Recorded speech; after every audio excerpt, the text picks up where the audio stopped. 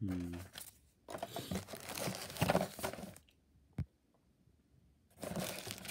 नौशी भी बस जा रही है।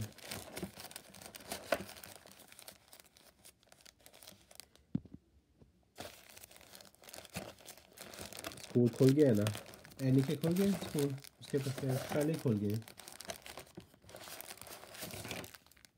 सिर्फ 4 दिन की छुट्टी हुई थी यार, वीकेंड है लोग उनके। हाँ वीकेंड ही था बस। अच्छा मतलब 4 दिन का था ना, ईद मिलाद नबी की छुट्टी भी थी, थर्सडे की हाँ भी थी, 4 दिन का लॉन्ग वीकेंड था बस। बस हाँ अच्छा